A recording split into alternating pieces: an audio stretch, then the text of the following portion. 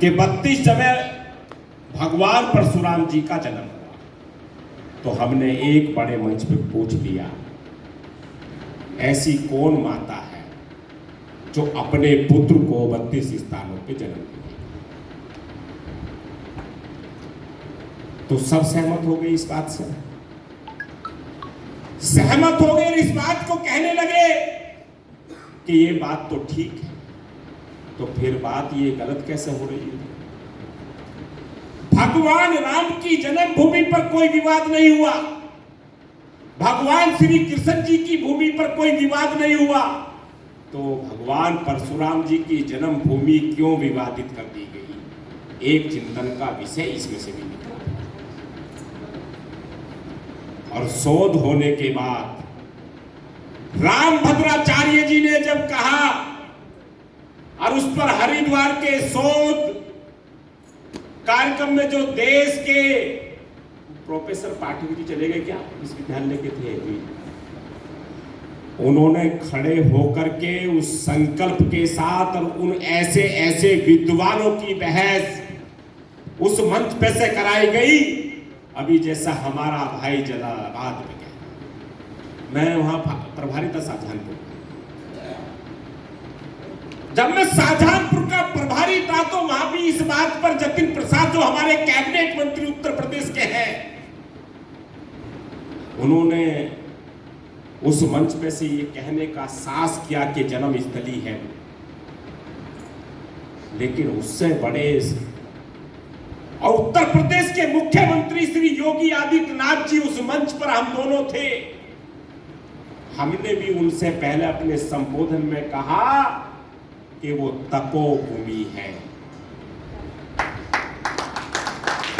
और जब उत्तर प्रदेश के मुख्यमंत्री योगी आदित्यनाथ जी ने अपना संबोधन किया, उसको संशोधन करते हुए, क्योंकि योगी आदित्यनाथ जी राष्ट्र के संत भी हैं, उन्होंने कहा कि यहाँ तपोभूमि को, साधना भूमि को नमन करता हूं भगवान परशुराम। वो एक नहीं है स्थान,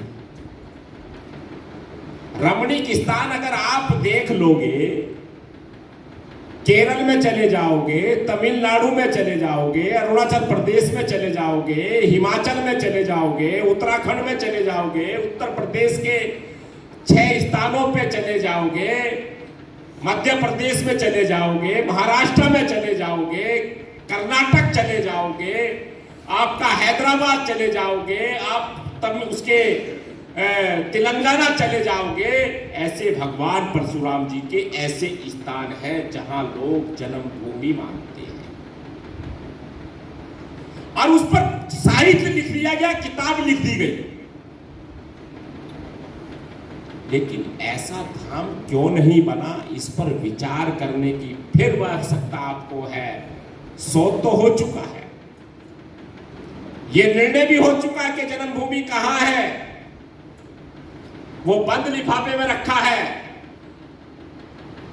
जगत गुरु शंकराचार्य जी की सेनानी मिश्रा जी उस पर थे कार्यक्रम में, इस मंच पर कई लोग थे, राष्ट्रीय संयोजक थे, आदरणीय देवदत्त जी थे, सुरेश जी कौशिक, तमाम लोग उस 3 दिन तक गहन शोध पर थे।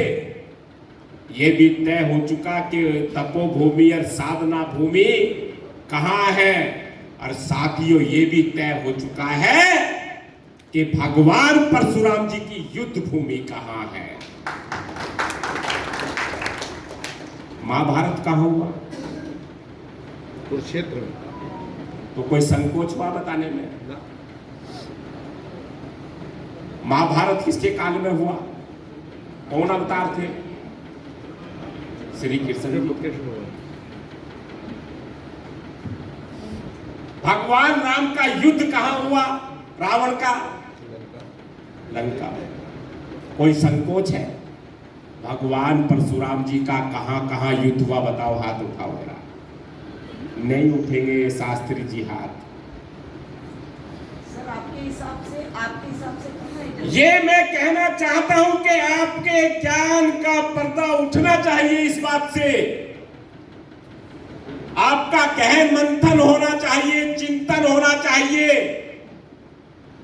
कि भगवान परशुराम जी ने इस पृथ्वी पर कहां कहां युद्ध किया था और किस किस राक्षसों को वध करके मौत के घाट उतारा था, और भगवान परशुराम जी का कहां जन्मभूमि है, उन सारे चीजों का साहित्य आपके सामने आने वाला है। ये जिम्मा राष्ट्रीय परशुराम परिषद ने, राष्ट्रीय परशुराम परिषद ने इस बात का भी जिम्मा उठाया है, और कुलपति हमारे पूर्वांचल विश्वविद्यालय के प्रोफेसर राजा राम यादव जी ने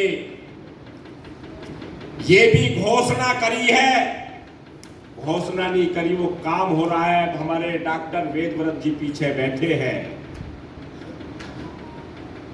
उस पर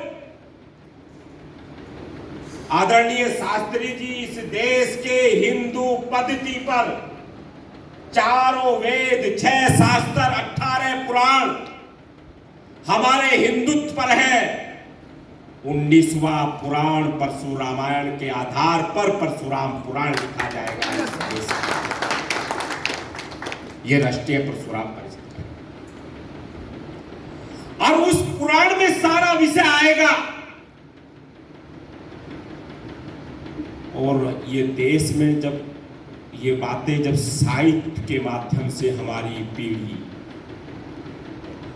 मैं कहता हूं कि आपने उस राजनीतिक प्रस्ताव पर पारित किया होगा जरूर, आज राष्ट्रीय अध्यक्ष जी और संस्थापक लोग बैठे थे।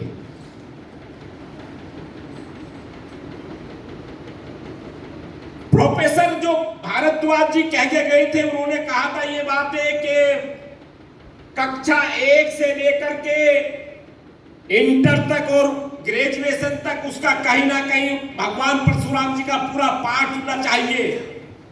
मैं थोड़ा समय आपका और, क्योंकि चाय इंतजार कर रही है। एक विषय उसमें ये आता है, जब भगवान परशुराम जी ने युद्ध किया